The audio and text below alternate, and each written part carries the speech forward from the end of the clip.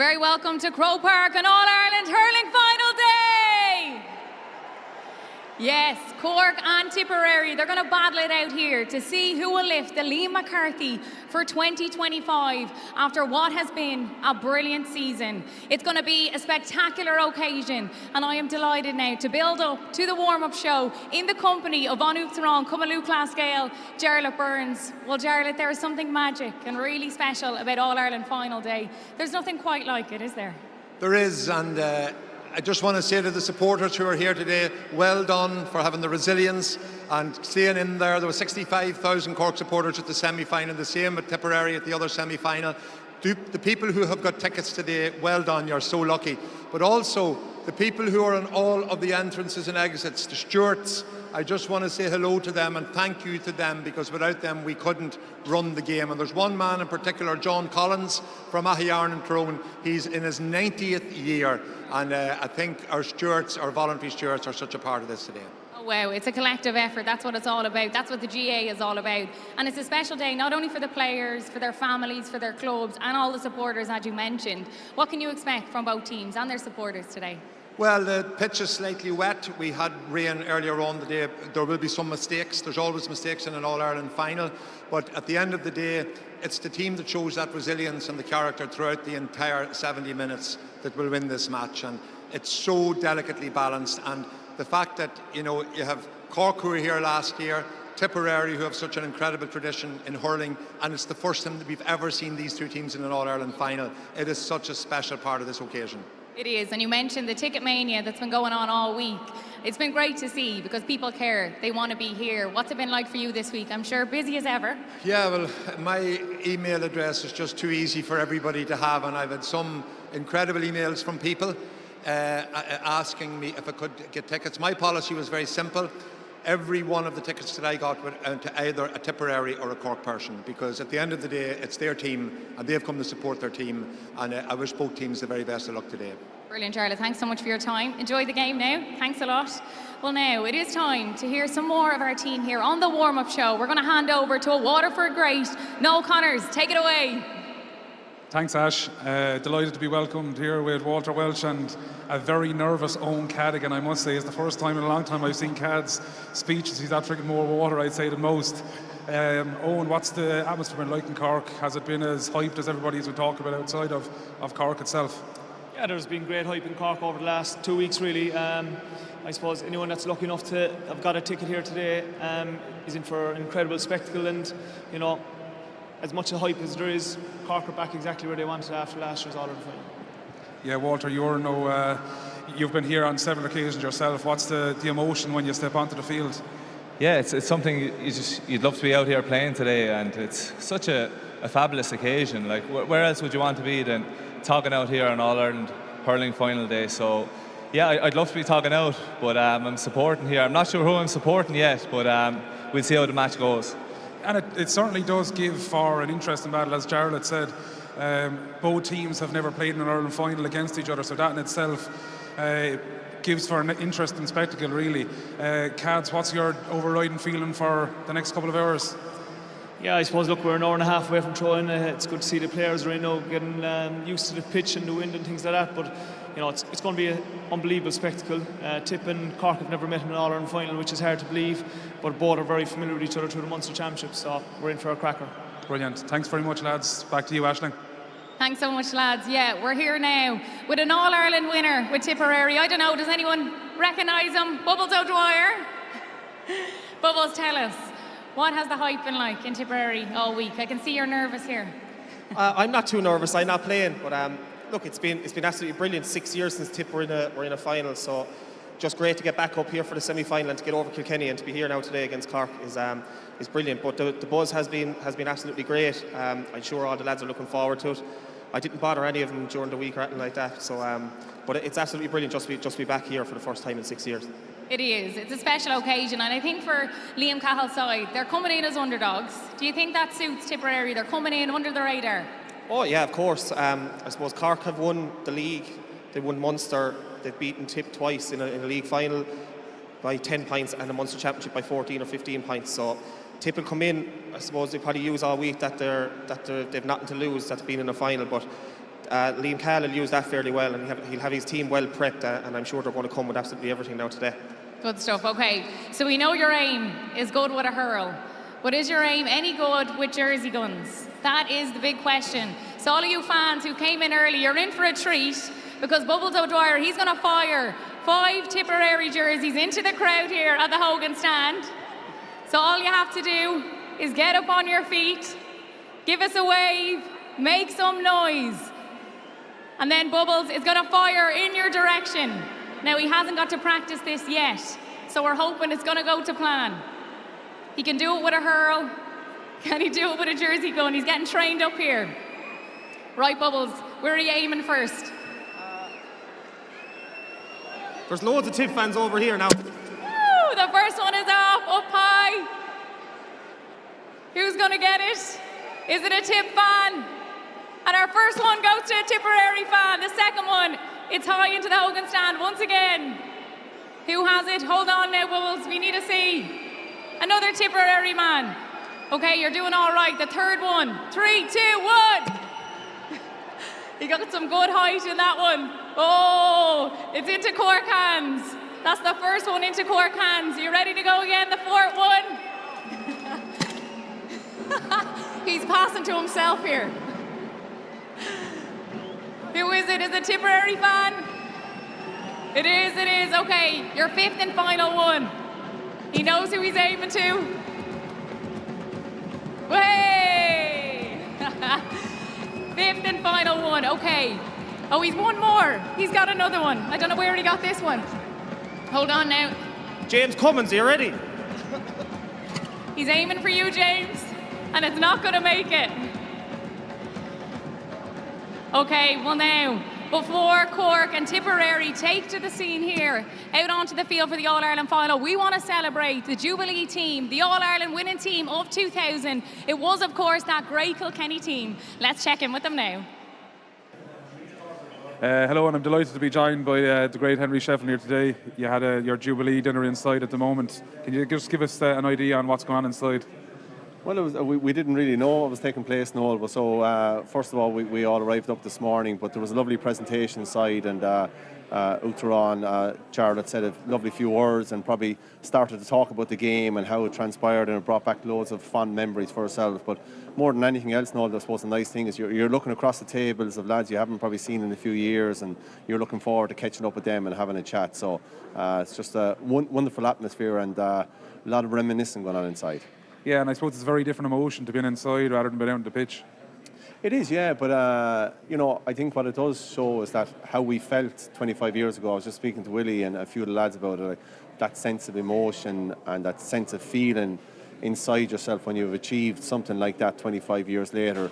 It's still very pronounced, and I suppose that's the great thing about sport. We have those memories. And does it actually change much? As in, does that emotion from when you won it 25 years ago change when you walk into a room like that with the lads you soldiered with for so long? Well, I think there's an overriding experience of relief when you win it first, but I think now it's just a sense of just that memory that's always there and will always be there for a lifetime. And it was fortunate enough for me; it was my first one, and you know, it's a special memory. So looking out into the pitch today, very different probably emotion towards what it's inside. Probably very different experience for you as well. It is, yeah, it is. But like I was looking at some of our players going up, like I saw a strong half back line. I saw two robust. We had Andy Comfort in midfield who would break up the play, with Brian McAvoy who would link the play. It's no major different, and we had a good full forward line. We got a lot of scores that day and stuff like that. So I think of that, and I think of Cork, and you know, it's still the essence of the game. That's the beauty of hurling, is that those things stand the test of time, and really looking forward to today. And for us, I suppose, not having Kilkenny here is a bit of a sad note for us, but we are really looking forward to enjoying the day. So in sum, you're having a good time inside and hopefully a good one outside, Charlotte. That's exactly it, yes, that's exactly it. Thanks, Henry. Thanks so much. Thanks, Noel. Right here, right now, feet on the ground, keep on running, ready right now, it's all or nothing. Right here, right now, feet on the ground, keep on running, ready right now, it's all or nothing. Right here, right now, feet on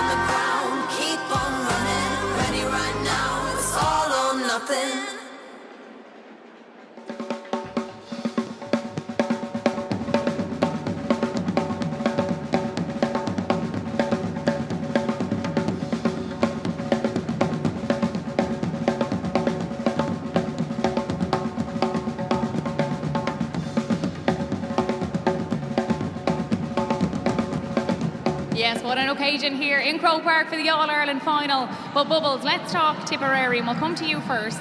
What has impressed you most about them this year? And I suppose the growth over the last number of years.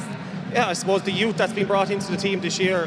See Darren McCarthy in the forwards, Oisin O'Donoghue coming on, but Robert Doyle in the backs has been absolutely brilliant. He's been great all year. He actually plays in the forwards for his club. They might have a rethink about that now for the club championship coming up next week. But I think it's just, and Sam O'Farrell as well, captain of the under-20s. So they've been absolutely unbelievable, the youth. And then they're after driving on and getting another bit of a burst out of the older fellas like John McGrath and Jason Ford, who have been on fire, especially John. He's been absolutely brilliant this year. But it's just, they know what they're doing. They've known what they've been doing since the start of the year. And look, they're in an All-Ireland final. Probably would have said at the start of the year that they mightn't get here, but they'll be absolutely delighted that they are. This is it. They're here on absolute merit, Walter. Was there a moment or like a standout performance that you thought, you know what, they're going to have a say this year? Yeah, definitely. It was unfortunately for me, it was the Kilkenny match. Tipperary going down to 14 men. It was just incredible, the resilience they showed, and just to get that win and that goal was really special for Tipperary fans, but not so much for myself and the Kilkenny supporters. But yeah, that was just immense. I thought going into the game as a Kilkenny fan that we'd get the job done, but that wasn't the case. And look, Tipperary are here, and deservedly so. They are, and I don't think we can read too much into the game in Páirc Uí Chaoimh, Owen. You know, the fact that Tipperary were down to 14 men before it really got going. Is that a good thing for Tipperary? There's a bit of unknown there. Yeah, maybe a little bit of an unknown, but we've highlighted how there's fierce familiarity with both sets of players, both sets of squads. Today is a different occasion. An All-Ireland final does funny things. Walter would know a lot about it, and so with Bubbles. They've played in a few more than I have. But yeah, look, we're in for a serious spectacle. The first 15 minutes is going to be pretty helter-skelter. Conditions have dried up. I thought when I looked out the window this morning with the rain that, you know, there'd be a lot of mistakes, a lot of greasy ball in around the edge of the square. But look, conditions are perfect. There's a big breeze blowing from right to left, and you're standing out in the middle. So it'll be an interesting first 10 minutes. Yeah, well, the atmosphere is well and truly building here in Croke Park, and it is all about the fans too. Let's hear from them now.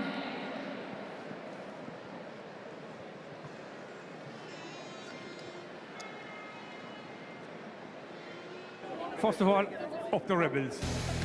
I think it's going to be a tough game, but the Rebels will come out in the end, eventually in the end. 10! Up 10. Cork are going to win, and Hoggy will get the first goal. Tipperary are going to win, and Darren McCarthy is going to score the first goal. So Cork will win, and Brian Hayes will score 5 goals. Come the Rebels! Tipperary are going to win, and John McGrath's going to score the first goal. Anyone, I don't mind who scores as long as we score. It will be Tipperary. Of course it will be Tipperary. Yes. For my sun to shine, waiting for my time to shine. Feel it in the right time, feel it in the right time, for the right time.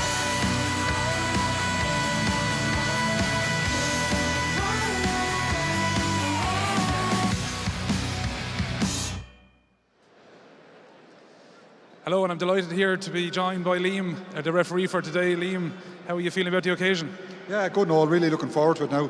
The morning has been good. We got up nice and early, had a breakfast, and we're chilling out, so nice to be here now.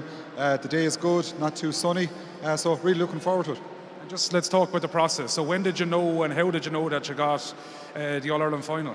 Yeah, I found out. I got a call last Tuesday week from Donald Smith just to give me the good news that I was getting the All-Ireland final. So it's been a roller coaster since that, with lots of messages of support from all over the country, which has been great. So the build-up has been good. I had 2 challenge matches in the meantime, and that was nice little warm-ups for coming here today. And just around your preparation for today, does that change any different than it would than challenge matches you've done over the last couple of weeks? It would change slightly. You'd be sort of worried to be in the back of your mind that you could pull your hamstring or pull a calf or something like that, and that's the last thing you want to do when you're preparing for an All-Ireland final. But no, just Aaron O'Neill is our S&C guy, and he can be a good plan to work with for the past 10 days. So worked with that, stuck to it, so it's been quite good. And I suppose you have a good backroom staff here with you today, and did you all come up last night and stay? Yeah, we came up yesterday. We were staying in a hotel out the road, so we had a nice meal last night. So my backroom, my team with me today, my umpires are Damien Gibbons, Alan McLernan, John Larkin and Ali O'Reilly. They're the 4 umpires, all clubmates of mine and all friends of mine as well. So they're all in good form and can't wait. Then the sideline boys is Sean Stack, standby, Tyler Walsh is linesman, and sideline official is Colin MacDonald. So good team. Brilliant. Thanks very much, Liam, and best of luck today. Cheers. Yes, great to hear from Liam there, and wish him and all the officials the very best of luck today. Well, now it is competition time. So later in our warm-up show, we're going to have 2 fans compete for tickets to next year's All-Ireland Hurling Final. And if it is anything like this year, they are hot property. So now it is time to pick our first fan. So our cameras, they're going to scan the stadium. All you have to do is wave, make some noise, and make them pick you. Who's it going to be? Who is our first contestant? Do we have a winner? Let's see. Up on your feet. And our first contestant, it is a Cork woman. Congratulations. You're going to take part in our competition a little bit later. All you have to do is make your way down to the steps here on pitch side, and one of our team is going to meet you there. Congratulations. And we're going to have a competition to win tickets to the All-Ireland Final next year. Well done. And we are going to pick another contestant in a few minutes' time. Well, lads, let's chat about Cork then. They've been very impressive, Walter. Overall, what have you made of their season? Yeah, Cork have been immense. They've even improved a lot since last year as well. Throughout the league, they were playing, I suppose, half their team, and they were still grinding out wins, and they just looked so impressive throughout the whole campaign, really. There was a minor blip against Limerick, but I think that they right a few wrongs in that sense. So I think that game was kind of a pivotal moment for them as well throughout the championship, and I think that'll stand to them. So look, they've so much talent. There's some of the guys that aren't even on the 26 would be starting on other county teams. So like the panel is so, there's so much quality in it, and yeah, I don't know how Pat Ryan picks that team. I think that's a really good point, Owen. Like, the strength and depth in this Cork team is incredible, and that's exactly why they're here in the All-Ireland Final. Yeah, absolutely. I suppose over the years, sometimes Cork would have been challenged in terms of the impact off the bench, but the likes of Shane Kingston, Seamus Harnedy, Conor Lehan have all come in and done the job when they needed to. As well at the backs, you have someone like Damien Callahan who started in the Munster final, happy to come back in and do a job whenever he has to, like Sir Jordan Mellick back from injury. So they have options, and I think that's the most important thing for the squad, is that they've built on not just having 15 excellent players, they know of a squad of 26 and more. This is it, and they're well able to score goals as well. Bubbles, what's impressed you? Yeah, I suppose the inside line has been very good, but the supply of ball that's gone into him has been brilliant as well. So if Tip get a handle on that, I think they'll have a massive chance. But their inside line, Brian Hayes, Alan Connolly and Hoggy have been good, but their backs are really tough and strong as well, which is new for Cork maybe in the last 2 years compared to previous years when this lad was playing. So, but yeah, look, they've been really good. Won the league, won the Munster after, as Walter said, a poor game against Limerick, and the semi-final then it was a non-event after 13 minutes. So maybe, hopefully, from a Tip point of view, they're coming in undercooked because they weren't really tested in All-Ireland semi-final, but they've been really impressive so far. They have, but they've also been here last year. Do you think that experience, Owen's going to stand to them today? Yeah, there's a fierce maturity in the group. I was chatting to a few people during the week, and something that jumped off the page straight away was that some of these players have played in 5 All-Ireland finals. 2 replays, 2013, 2021, 2024, and again today. So that experience at senior level, you can't count for that. As well as that, at the heart of last year, they've set out at the start of the year to get back to an All-Ireland final. That's exactly where they are. I know it's a case about delivering. Yeah, that is absolutely it. Well, the fans are making their way in here to Croke Park. Let's hear from some more of them now. And welcome to Croke Park. The match prediction for today is that Cork are going to win by 5 to 6 points. First goal scorer, Patrick Horgan. I hope Cork wins today. I think Tipperary can win this game. It'll be a tight margin, possibly about 3 points. Up the Rebels! Jason Ford's going to score the first goal and Tip by 2. On Tip! I think Cork will win 2-26 to 3-27. Up the Rebels! Okay, well, we are back to our competition time.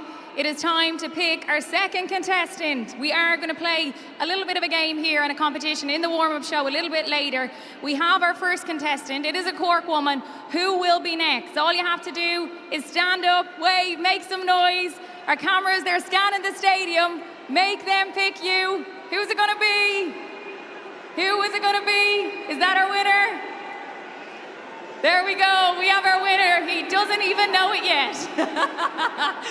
It is a Tipperary man. Up you get, give us a wave, you're gonna take part. And maybe you'll win All Ireland final tickets for next year. All you have to do is just walk down pitch side here and one of our team will meet you there.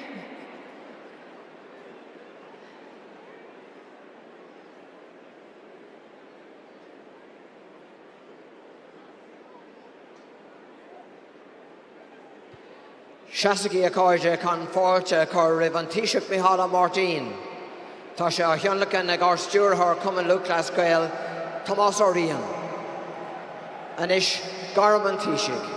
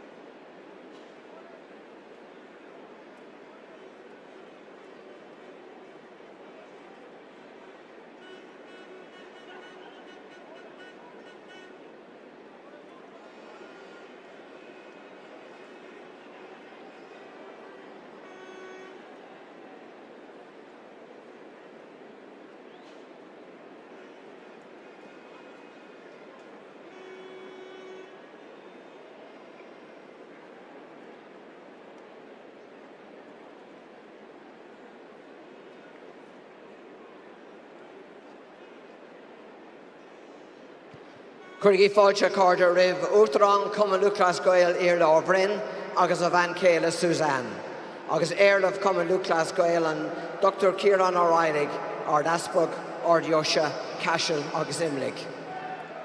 Anish Garam Fáilte.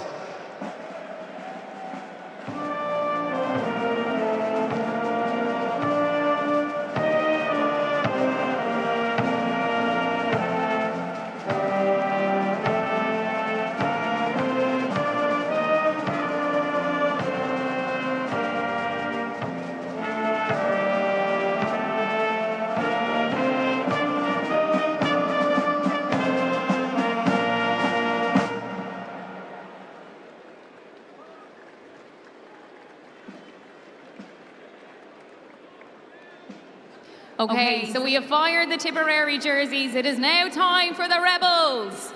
Do you want a Cork jersey? Well, Noel Connors, the great Waterford man, he is over by the Cusack stand side and he is ready to go. So we need to hear it for the Rebels. Who wants a jersey? Okay, Noel, get the second one lined up. It's a Cork woman who got that one. You're doing well. It's up high. And is it a Cork? And it's another Cork person. Good stuff. His third one is gone. Good stuff. Keep it going, Noel. He's an absolute natural. He knows what he's at. Here we go. The fourth one is out. And fire! He's having problems. And again. Okay, we're switching over. Back to this jersey gun. It did you well. Good stuff, Noel. Brilliant stuff, Noel.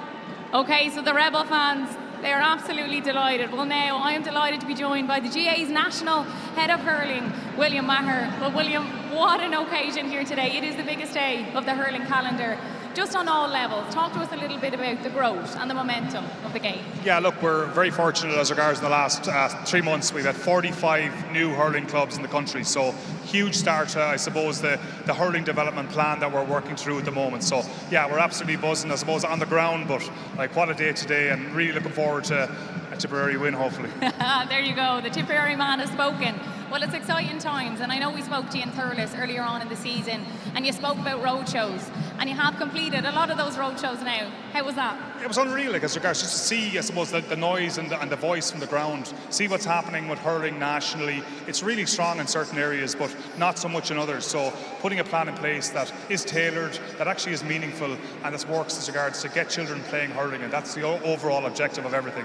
We've had 6 road shows, and we've 2 to go. We've one in Dublin and Cork as regards to finish off. So look, really excited, and I'm really appreciative of everybody as regards the support I've been given to date as regards on the ground. That's great to see. Willie, we're lucky, I suppose, to have 2 sets of unbelievable hurling supporters inside there today. How do we continue to grow that within Ireland? Within counties? I think it's just really important as regards to recognise where we are. Again, you look at the Tip Cork situation, and hurling is strong and really strong in those counties, but you go up the country and the Tawn line, Dublin to Galway and up, looking at the importance of growing new units, getting more kids playing. But I think the primary school thing is massive as well.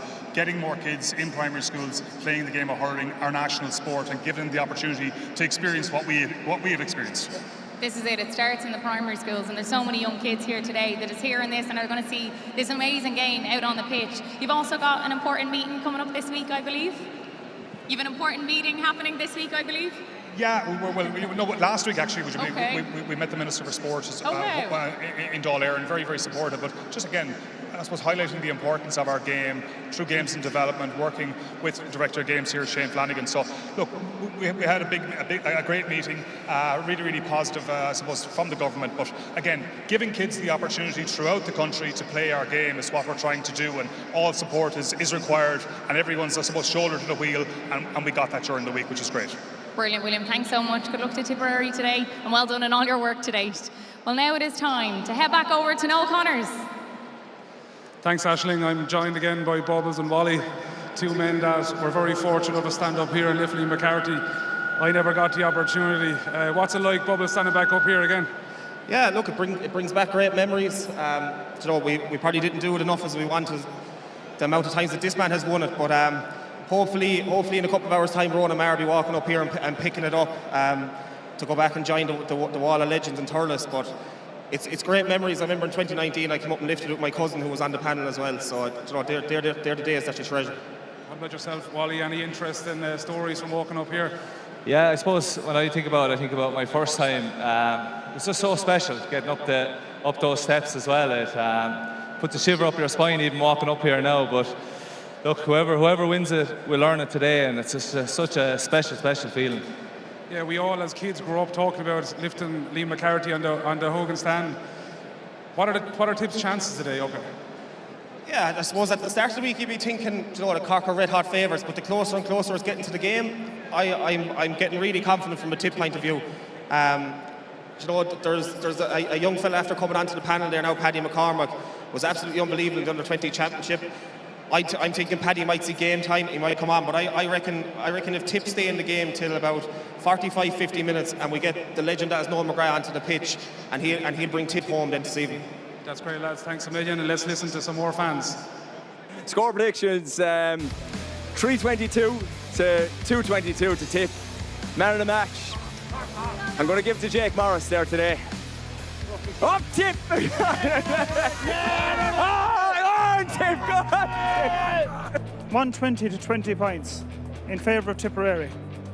326 to 221. Up the Rebels! Up Tip! Up the Rebels! Up the Rebels!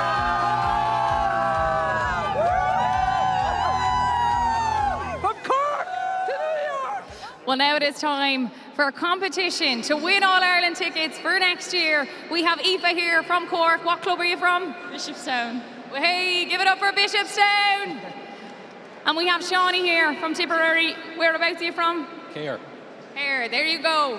So it is Bubbles and Shawnee, it is Aoife and Owen, and they are going against each other. Who would have known? Tipperary against Cork. Here we are. Okay, so how it works, there's 4 questions for each person. The lads obviously can help. And whoever gets the most out of the 4 questions, they win the tickets. As simple as that. I hope nobody is peeking at my questions here. Okay, we're going to go with Tipperary first. Shawnee and Bubbles, are you ready? I'm not helping Shawnee. Do you not want Tipperary to win? I know Shawnee. I'm not helping Shawnee. First questions. In what year did Tipperary win their most recent All-Ireland Senior Hurling Championship title? 2019. 2019! Ding, ding, ding!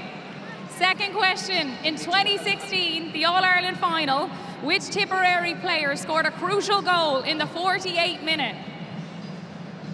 Bubbles. Bubbles, I heard it was a fluke. Next question.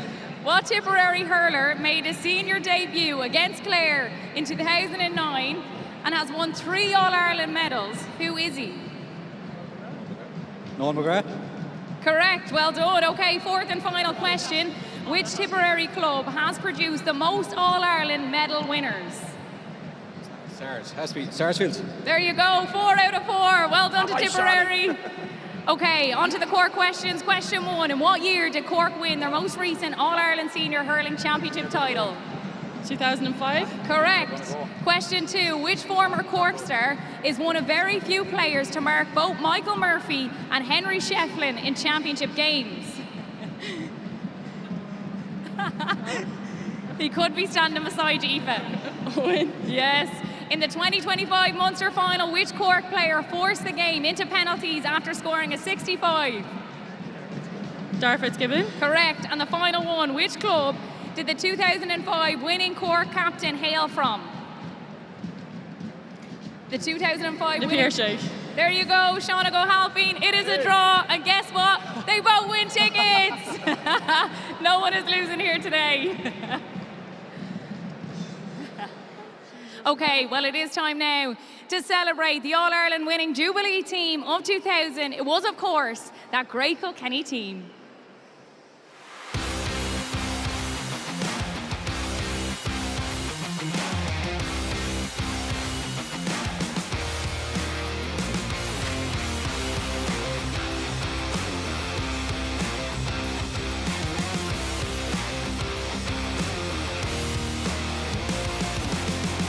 Henry Shefflin about to take it. Going across here to Dennis Byrne, better angle, good choice, great point.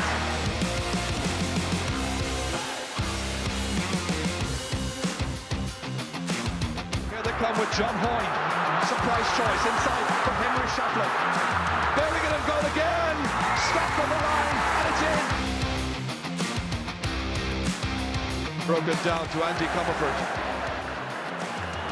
Simon Wheelahan trying to deflect it away. Here comes Eddie Brennan. Here's another one. It's all over now.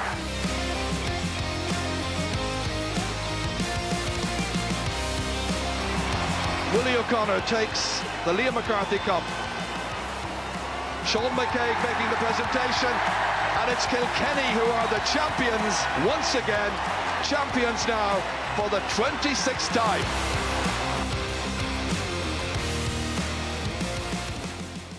Ladies and gentlemen, Muncher Chorky agus Hiberdaran, agus Loch Lanthan na Hamana. Please welcome back to Pork and Croke the 2000 Jubilee team, Kilkenny, led by their captain Willie O'Connor, who once more has a firm grip on the McCarthy Cup.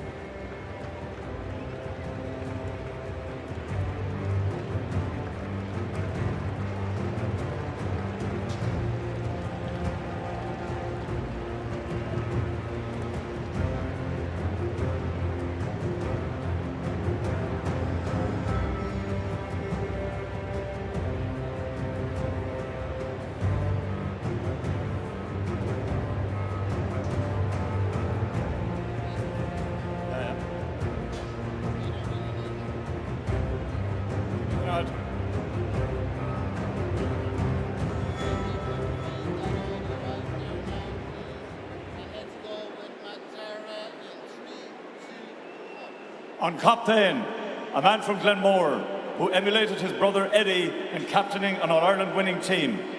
Willie played the entire second half with broken ribs, but that wasn't going to stop him leading the team to success.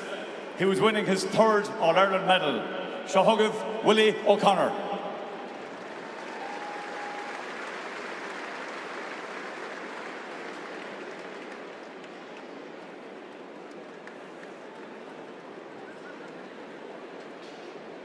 On Coolbora, a man from Bennett's and a most underrated goalkeeper, arguably the unluckiest of all time not to win an All-Star. After winning 6 All-Ireland medals, he went on to be a selector with subsequent All-Ireland winning teams. Ibrahim James McGarry, who is not with us today.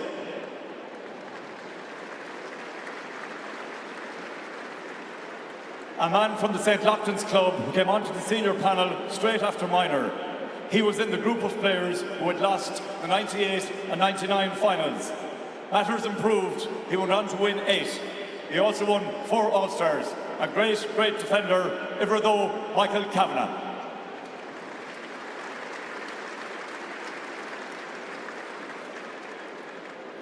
It was the first year on the team for the Teak Tough fullback from Dunnamaggin. He was Young Hurler of the Year in 2000, and he would win 9 All-Irelands in all. He played more championship games at fullback for Kilkenny than anyone else, ever at 3, Noel Hickey.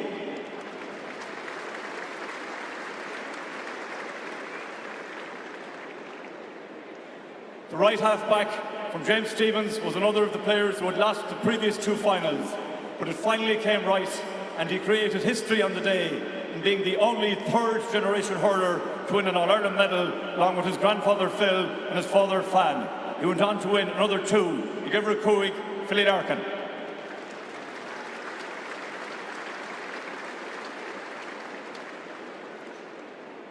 Among Brian Cody's finds in the year 2000 was the centre-back from Dunnamaggin, who very much steadied the ship in the crucial position.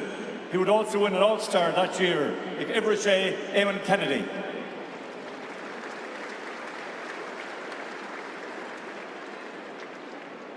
The left half-back was also a 3rd-time finalist, and he'd also captained a club All-Ireland winning team with James Stephens 5 years later. He later moved to centre-back and would win 2 more All-Irelands and 3 All-Stars, like ever shocked Peter Barry.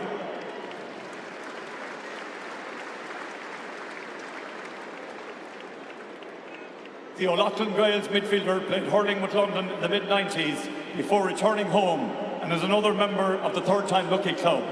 He would captain the All-Ireland winning team 2 years later, and he won 3 medals in all. Igivra Hucht, Andy Comerford.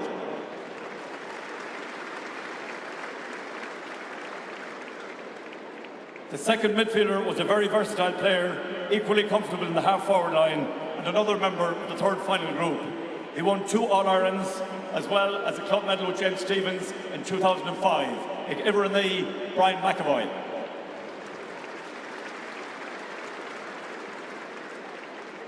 At right half forward was a man who had captained the team in 1999.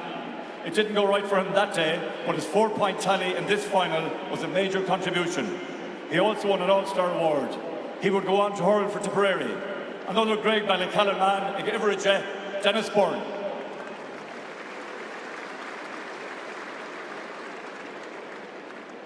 At centre half forward was a man who returned. He was brought back by the manager to do a job, and this he did with aplomb. A man with an incessant appetite for work, who won 4 All-Irelands and 2 All-Stars. From John Locks in Callan, Igivra Hainjog, John Power.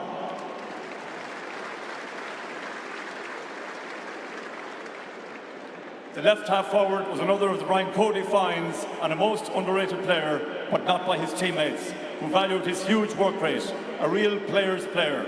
From Greg Pellicallan, Ivor Dóiog, John Hoyne.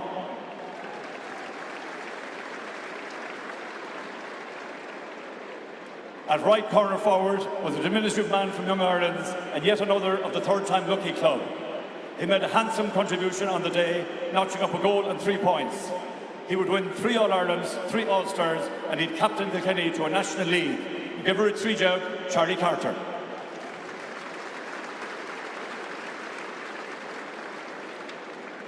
At full forward was DJ Carey from Young Ireland's. He scored 1-4 on the day. claiming his third All-Ireland of 5 in total, and he would end the year with his 8th of 9 All-Star awards. DJ is not with us today. The left corner forward was winning his first All-Ireland, and he'd subsequently smashed records all around him. How about this? 10 All-Irelands, 11 All-Stars, Hurler of the Year 3 times. From Shamrocks, Ivercuijo, Henry Shefflin.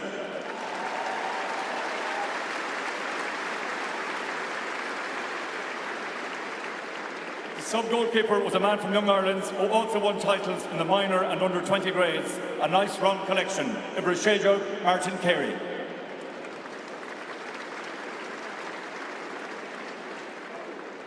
This sturdy defender from Aaron's own Castlecomer was for some years a valuable panel member, and he lined out a fullback in their first championship game against Dublin that year. He gave her a shock job, Sean Mealy.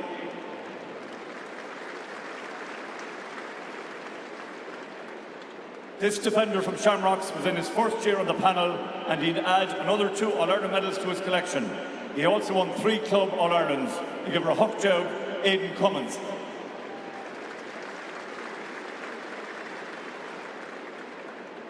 This Glenmore man was also on the panel for his first year. He'd had 2 more medals, the final one of those as a starting member in 2003. Brother of Tom, he gave her a knee joke, Paddy Mullaney.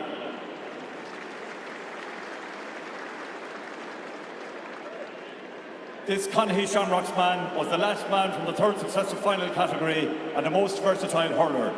He came on as a sub that day and became the 3rd member of his family, along with Nicky and Kieran, to win an All-Ireland medal. He gave her a fiche, Canis Brennan.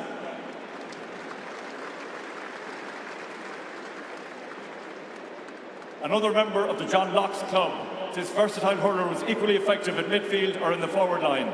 He gave her a Hame, John Paul Corcoran.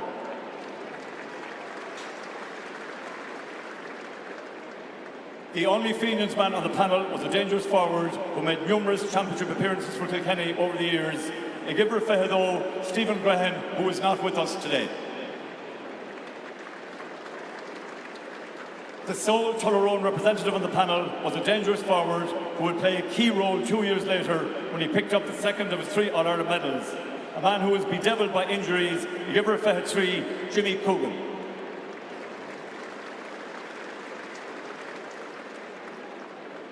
It was this man's first year on the panel, and he'd established himself rather quickly as one of the most lethal forwards in the game, winning another 7 All-Irelands. He came on as a sub and scored their 5th and final goal from Greg Ballycallan to give her Fahakahar, Eddie Brennan.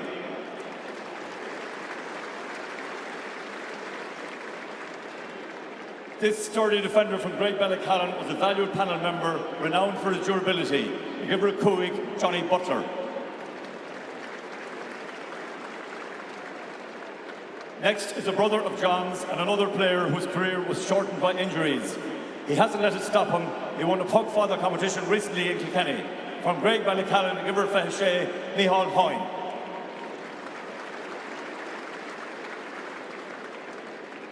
Our final player won the first of his 2 All-Irelands here, and along with his brother Brian, scored the 2 match-winning points in the 2002 league final. From O'Loughlin Gales, Giver Fahishocht, Sean Dowling.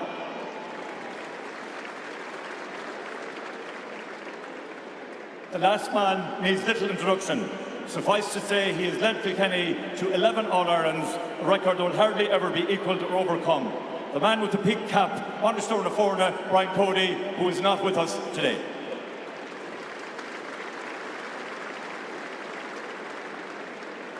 Accordia, our All-Ireland champions from the year 2000, Kilkenny.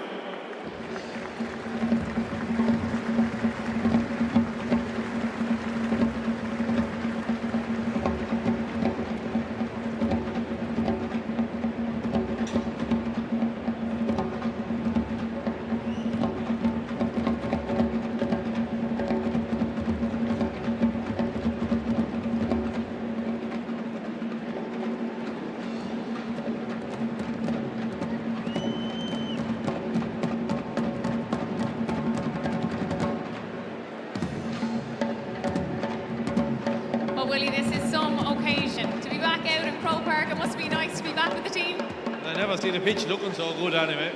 maybe if it was that way years ago, we might have been a lot better. You did pretty well, but I'm sure you know this man beside me. A neighbour of mine, yeah, neighbour. Yeah, so Willie, is it true, as rumour has it, that you played the remainder of that All-Ireland final with broken ribs? Yeah, I got 2 broken ribs just before half-time, but Dr. Bill Cuddy was very good. He looked after me at half-time. And to win with this team, I'm sure there's a really close bond with all of the players now. Yeah, we're short a couple today, but everyone is on the land of the living, and that's the main thing. And yeah, they're a wonderful bunch, and we started off a great decade of hurling for Kilkenny.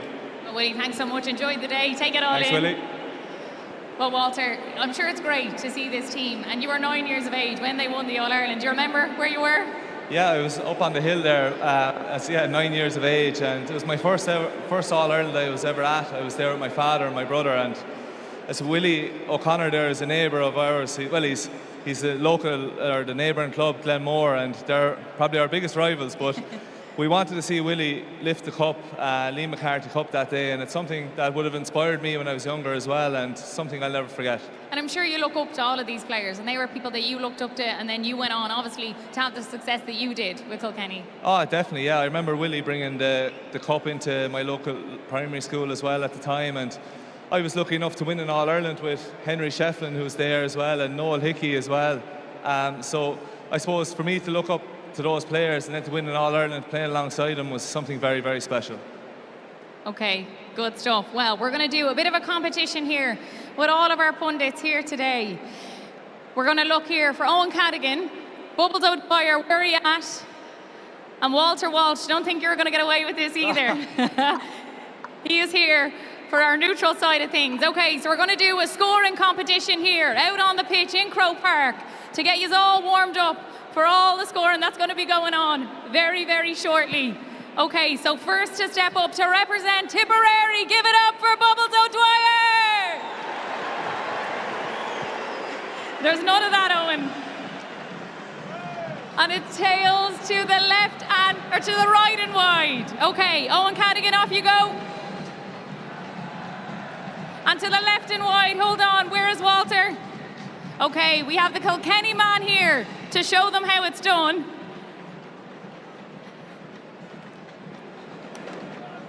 And Walter Walsh, he puts it straight over the black spot. Okay, they get 2 chances each. Owen Cadigan for Cork. Okay, well, Bubbles is up first. He wants to go first. To represent Tipperary, here we go. And it's straight over the bar. We got to give him another go. No, okay. A good hook in there by Bubbles. Walter Walsh. Well, this is chaos. He put it wide, but I think the neutral one, the Kilkenny man, has won. Okay, lads, the big question. Who's going to win today? Owen Cadigan? I think based off the form that Cork will come in here with, scoring goals throughout all their championship game, the hurt from last year, I think Cork are going to do the business. Owen Cadigan, he thinks Cork. Did we think anything else? The Tipperary man, how do you think it's going to go today, Bubbles O'Dwyer? I think it's going to be tight, but Noel McGrath come on to bring Tip home by 2 points. Way! Okay, we have a neutral here today as well, so this will be very interesting. Walter Walsh, who's going to win the 2025 All-Ireland final? Bubbles won't like it. I'm going with Cork by 5 or 6. Cork by 5 or 6. Well, Owen, what's it going to come down to today, do you think? For Tipperary to be still in the game for 50 minutes, they have to not concede goals. That's the big thing. Interesting enough, Tipperary's full forward line have actually outscored Cork's full forward line all year. And you wouldn't think it, but I think the goal threats that Cork are creating across every line, I expect them to continue that form from the semi-final. And look, we haven't talked about the occasion that it is in itself. You know, there's players going to be running out here today for the first time to take it all in. What was it like for you? Can you think back to that 2019 and what that was like, Bubbles? Yeah, it might be the first time that some of them are coming out for a senior All-Ireland, but a lot of this team beat Cork in the 2018 and 2019 under 20 and 21 finals. So a lot of people forget that. Tip having up on Cork in them finals from underage, but in 2019 it was great. Come up against Walter's team. You know, just the buzz around it. I suppose you're inside the dressing room now, maybe 10-15 minutes before you come out onto the pitch, and you're just sitting there getting your thoughts together and just getting ready to come out and play and perform on the big day. Good stuff. Well, we cannot wait for it. Let's get the latest team news with Noel Connors. I'm here with Aaron, who's going to hand me across the team news. Thanks, Aaron. And both teams are as selected. Both teams as selected, so no changes in there. As you expected, Owen? Yeah, Pat has been very vocal in the last couple of weeks. He's not into dummy teams. He puts out his best team and he leaves them at it. I'd be surprised if that's the starting Tipperary team. I still expect a change just before throwing. Well, we cannot wait for it. The All-Ireland final is absolute magic. Thank you so much for joining us on the warm-up show. We cannot wait for it.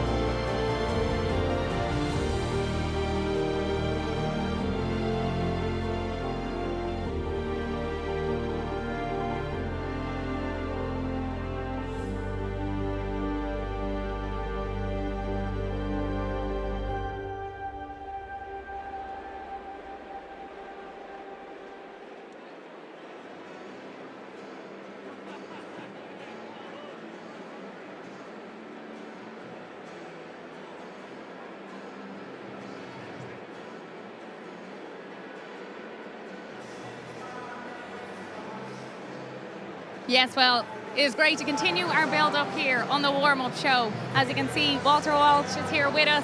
We've Noel Connors, we've Bubbles O'Dwyer, and we've Owen Cadigan as well. We didn't get to talk too much about the Cork starting team. It's as expected, I think. Any changes you would have made?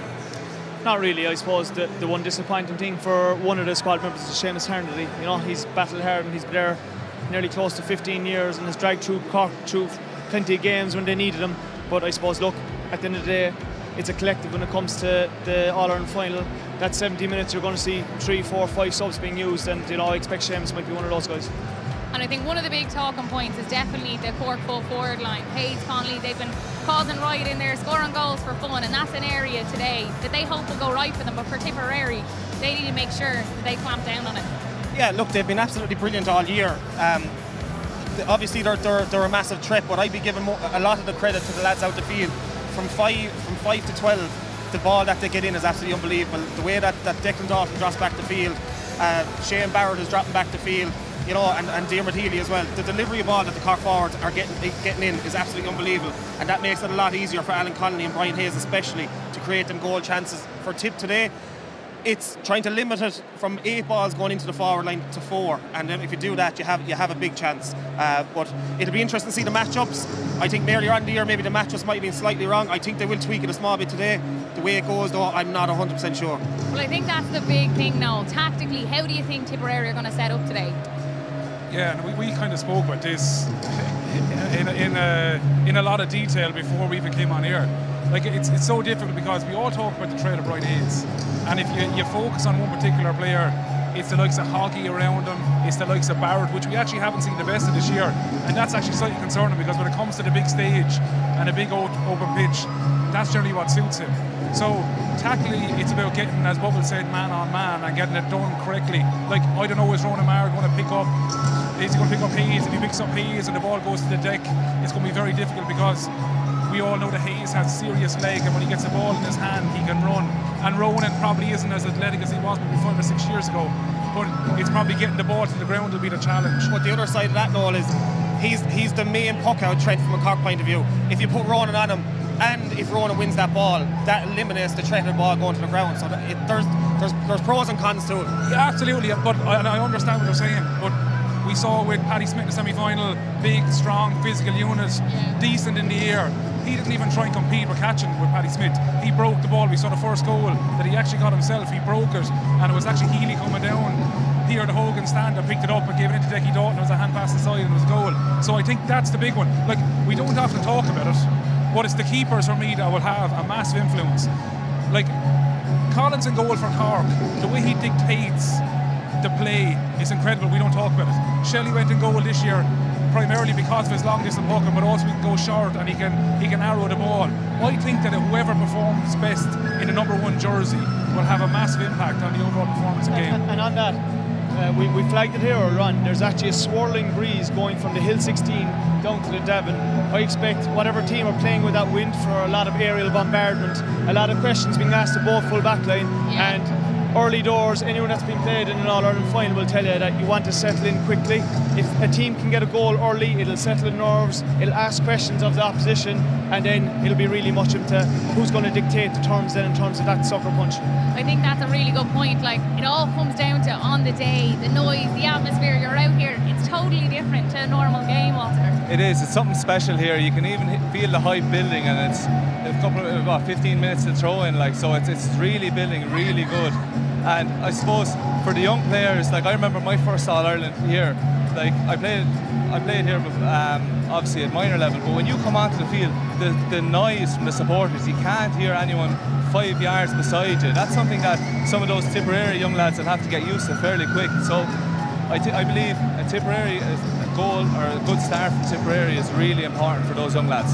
It is, definitely. We can't even hear each other standing here, so what it'll be like on the pitch. But for Tipperary, they have that experience as well. Noel McGrath, what a legend of the game. And he's going to be on the bench today. He'll come on, he'll make that impact. Would you have started him, Bubbles? I think just for today, I probably would have. He's had such an influence in coming on in games, but you see down in Clare, a tighter pitch, and it was a do-or-die game for Tipperary. Have Noel for 45, 50 minutes to guide some of these lads through and get the younger lads in to finish it off. I probably would have started them because it's really, really important for Tipperary to stay in the game. And if they stay in the game for the first 40 minutes, 45 minutes, I would have started Noel and then get the younger legs on to maybe try and finish off the game or to try and maybe stay within Cork. But look, it's a catch-22 in that situation. He's done so well coming off the bench. If Tip are in the game, after 50 minutes and Noel comes on with 20-25 minutes to go, they will have a massive chance. But it's not just Noel. Seamus Kennedy has had a massive influence on Tip this year as well, coming from the bench. Didn't see game time the last day, but I think he'll see game time today and he'll be really important as well. I think that's the big thing. It's a risk. It's a risk not bringing him on from the start. But when they do bring him on, Owen, they want to be still in the game. That's the key. Yeah, that's the bottom line. And, you know, we haven't seen Noel come into maybe 45, 50 minutes. If things aren't going well for Tipperary, you could see him sprung a lot sooner. He could come on at half time if they're down a lot. Like, it's frantic. The first 10 minutes here, you could nearly negate it in terms of how frantic it is, how chaotic it is. Someone like Noel McGrath coming in there to settle the ship. If Tipper are halfway, here come the Rebels. The place is absolutely lifted. Oh, it's incredible. We can hear ourselves here to see the Rebels coming out, the first team out for the 2025 All-Ireland final. It's absolutely magic. Well, no, is that the best Tipperary team they could have selected? What would you have done? Would you start it, Noel? Yeah, you know what? Like, these are always conversations we have when it comes to finals. But at semi-finals and quarter-finals, we don't seem to have that same conversation. Like, the reality is, these are the tried and tested lads that got them through the Munster campaign, got them through the preliminary quarter-finals and into the semi-finals and performed really, really well. I said at the start of, we'll say, the start of preliminaries, that the one thing that was challenging was Tip's performance. They have always been performing really, really well and been consistent. They're probably one of the most consistent teams in the championship. All right, they got bet in down in Cork, but obviously that was down to 14 men for the whole game, but I sense that they are the most consistent team. And what's important when it comes to All-Ireland finals is consistency.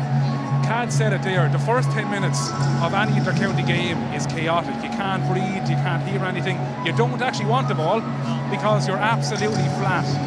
So I think whatever team can actually hold their nerve and start controlling the game, start dictating, we'll say how they want to play, will go a long way to win it. And I'll tell you why, in 2017 when we were here, it took us about 15 minutes to get to the pitch of the game. And I think that really kind of went against us in the last kind of 10 or 15 minutes when we found it really hard to get scores, but Galway just seemed to get them really, really easy. So I think that whatever team can actually bring their game to the throw-in and settle first will actually come out the other side right. And Walter, you've been in these positions, and to look and to know you have this impact coming in, the lift that would give Tipperary to see Noel coming on. Yeah, it is. It's a strange one because I played the last probably 2 or 3 years, especially of my career, as I suppose a so-called impact player, and it's it's nice to know that you're probably going to come on, but you want to be starting. If it's up to me, I'd have Noel McGrath starting today. I know. As we see, Tipperary, they're out. They're ready to go. They're poking the balls over the bar. The atmosphere is absolutely electric here in Croke Park. It'll take your breath away. Yeah, that's something I always remember from the first day running out here. We ran out and we were doing our warm-up and the cheer was mad. But Galway ran out after us and the roof's nearly lifted off the place, and it was just, it's mad for those young players, and it's how they deal with that will be a big factor on who wins today. Well, he's not the only McGrath playing today. We've John McGrath also out there, and there's 3 of them. But John McGrath, he's been scoring goals for fun bubbles. How important is he to this Tipperary side? Look, he's huge. I suppose the main thing that John maybe had this year, he didn't play too much in the league, had a game here and there, and come championship then he just absolutely lit up. For me, from a Tipperary point of view, if they do go on and win today, for me, like, there's a couple of people in with a shout for the Hurler of the Year, but his goal scoring ratio is absolutely massive, so he'd be in with a shout. But he's just been asked to do a job, and that's it. That's stay close to the goal. We want you on the end of every one of our goal chances, because if you have 4 goal chances in a game, and if John gets 3 of them, he's going to score the 3 chances, So he's been absolutely unbelievable, and Jason Ford as well, having a bit of a renaissance beside him as well. Like, people are talking about these 2 lads as if they're 35 or 36. Like, John and Jason are 30, 31 years of age. Like, so they're not actually that old. It's just John had a couple of injuries, Jason had a dip in form, but they've come back really strong this year, and it just shows the mentality that Jason has. He's been a free taker for the last couple of years. He had a poor year 2 years ago. Garrod O'Connor had him last year, and then he had to step up again. And then this year, Darren McCarthy had a bad day against Kilkenny last day and got sent off. And Jason, the first free midfield here on the sideline, stuck it straight over the bar. So it's given him a bit of freedom, the fact that the free taking has been taken off him. But when he got it back, it didn't hinder him at all. So he's been absolutely brilliant as well. No, it's that experience that he has. But from a Cork point of view then as well, Owen, how do you stop John McGrath? Yeah, that matchup is something that I think we're going to have to keep close eyes on. John McGrath is incredibly experienced and incredibly cute. He's just one of these guys that goes around the edge of the square, and Owen Downey is kind of a free spirit at 3. He's not afraid to put his hand up.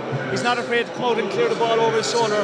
He's probably a more traditional fullback than what we would see fellas working the ball through the line. I just hope that he has the cuteness and awareness now to keep tabs on John McGrath, because he has been getting goals, and we flagged earlier that full forward line have outscored Cork's full forward line today in the championship, so that's going to be one matchup we really going to keep eyes on. I actually think that's a really important point, because often when you see a forward going in and they're really nippy and they're fast, that's their go-to game, and it's, I wouldn't say easy, but it's easier to watch and see what they're doing and then kind of man mark them.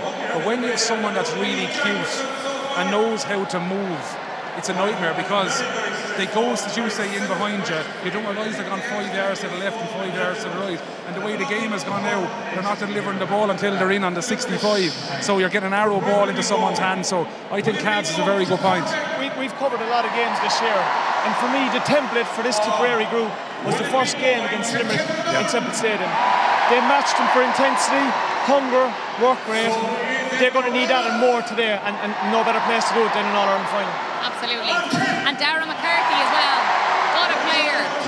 He came onto the scene, he's lit it up, and he's had a few tough calls in there as well he's had to deal with, but this will be a big stage for him today, Walter. It is, yeah, and the best players, they perform on the biggest days, and I think he is a big game player, and I'm expecting a really, really good game for him today. It'd be nice to see him settle into the freeze and just get on the ball, get a score. And like, I know, I was thinking some of these lads are so young, and I was thinking of myself when I was back there as well, and like an early score could just sets the tone, it relaxes you, and you just try and think of it as any other match, and that's what he needs to do. And he's not the only young player out there as well today. So look, I'm really excited to see how he performs. I think he's a real talent and he's a really promising future, but I suppose the next 70 minutes is what we're looking for him to perform.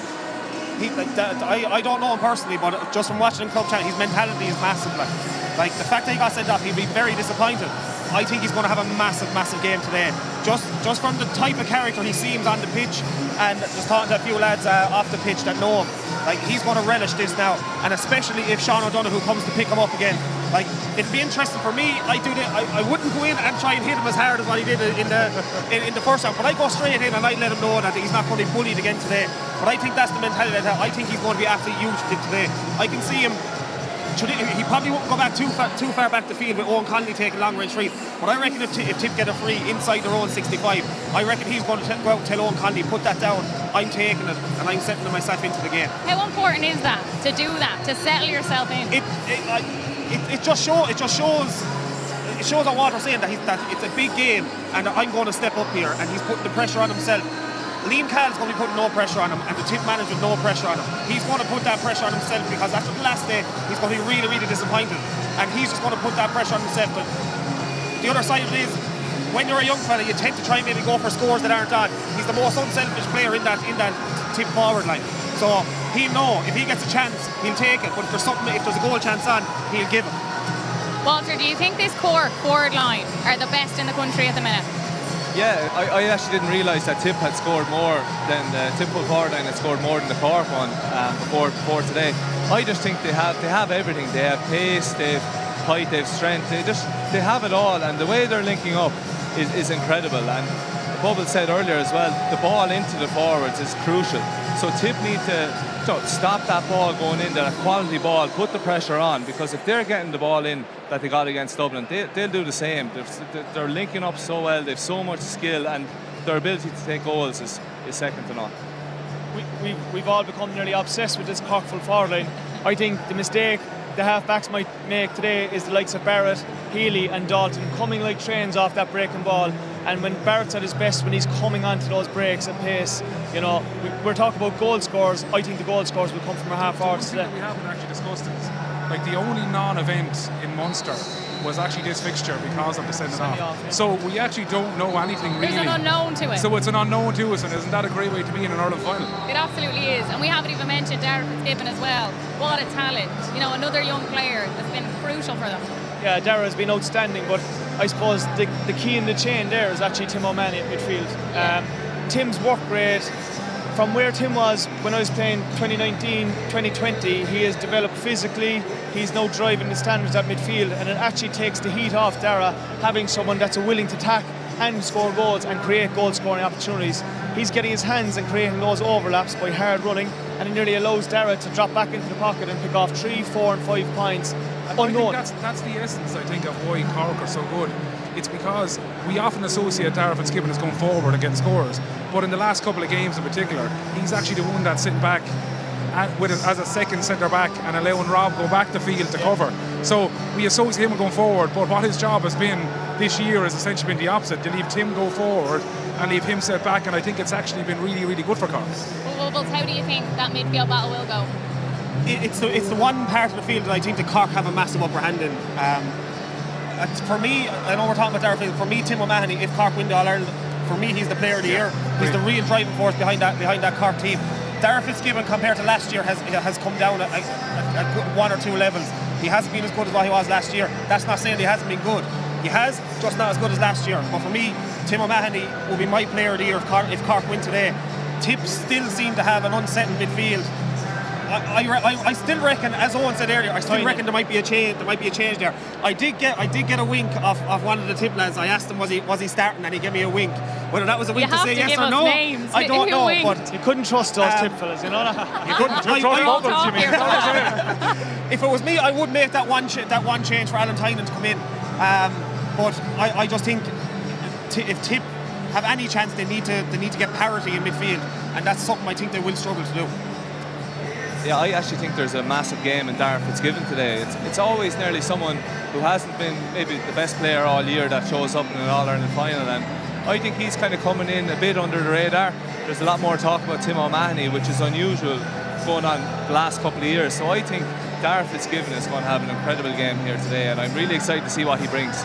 And Patrick Horgan, we haven't even mentioned him yet. I think the whole country is speaking about him and wanting him to have a good day out today. Look, I think it's great to see legends of the game getting what they deserve, but it doesn't always happen that way in sport, does it, Owen? No, it doesn't, and there's been many a legend from other counties that didn't go on. You think of John Milan, Ken McGrath, these guys, phenomenal hurlers individually and collectively, and unfortunately they didn't get to the Holy Grail. But just because you put the time in, it's no different to anyone else. You have to go out, you have to work for it, you have to earn it. And Hoggy isn't even that type. He's very much team orientated. it's well documented how much he loves hurling. He loves going down to the field. He loves being in Glen Rovers. He loves being here in Croke Park or Páirc Uí Chaoimh. And I don't think anything unnerves him, you know. I've seen him step up in big moments and put balls over the bar. But I'm above there 40 yards out with no pressure on me and I just can't put it over. So the respect there was no one there for you to hand pass it out, you see. There was savage pressure but there. The respect that people have for that man is a credit to him and the service. Like putting Hoggy into that, you have to put Seamus Harnedy in there as well. Like Seamus Harnedy has been absolutely massive for Cork. I was at 12 he made his debut. Was either 12 or 13. I'm not 100% sure. I heard college against him, heard against Cork. He is absolutely unbelievable. The fact that he's injured, now I know he's talking out today whether he sees game time or not, but just for me, from a hurling perspective, I'd love to see Seamus Harnedy out there. He's not playing, I'm absolutely delighted from a tip point of view, but he's given absolutely everything to Cork, and probably more important to Cork over the last number of years than Hoggy. So look, if you're looking at them two players, it would be great to see them win it All Ireland. I just hope that they stick around for one more year next year and win it, and not this year. Well, that's a big point as well. Like Seamus, we thought maybe he could start today. I know he was injured, but like the fact that he's on the bench will always tell you that he's fit and he's raring to go, and he has all that experience that Bubble said. Yeah, and as well as that, what's really funny, I think, is that Cork are such overwhelming favourites, and Seamus Harnedy is on the bench. If you look back over the last number of years, and Seamus Harnedy was injured, they wouldn't be favourites. So, like, that's such a massive thing, and that shows the quality of the Cork team and the panel that they have as well. Yeah, it absolutely does. And it's hard to know with both teams and Cork, they also have that strength and depth all over their bench as well now. Yeah, like we've kind of noted this on several occasions throughout the Munster campaign, the impact that Cork have. And like Tip, in fairness, over the last 2 or 3 games have done similar, where the impact on the bench, and it's not necessarily just Nolan McGrath, the young lads coming through, the Seamus Kennedys, like they've been incredible. But for me, like that's the big difference between getting to All-Ireland finals and not, is actually the bench.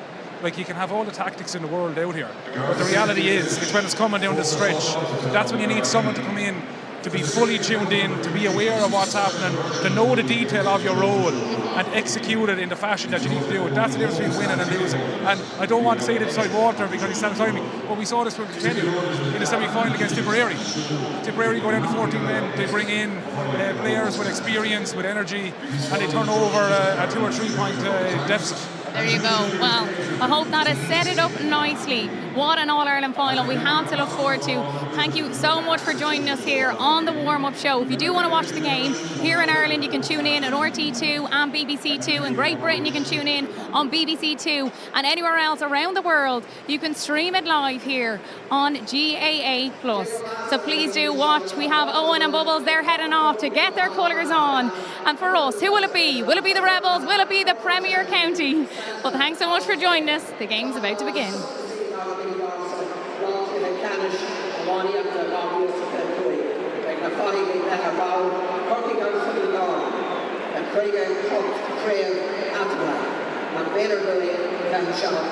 Aren't we lucky and privileged to be here to see a historic final between Cork and Tipperary, with 58 All-Ireland titles between them, but meeting for the first time in the final. Our games today are being broadcast to over 100 countries worldwide to celebrate the Mention's Clear Spring as on Kilcash. Shot or rock finish for the Cork. This is how the teams are going to line out, starting with Cork. They were led out by their captain Robert Downey from Glen Rovers. The goalkeeper was Patrick Collins from Ballinassie. As right corner back from Castle Islands, Niall O'Leary. Glen Rovers, the number 3, Owen Downey. And left corner back from Sean O'Malley. And leading that pool, Kim Joyce from Castle March.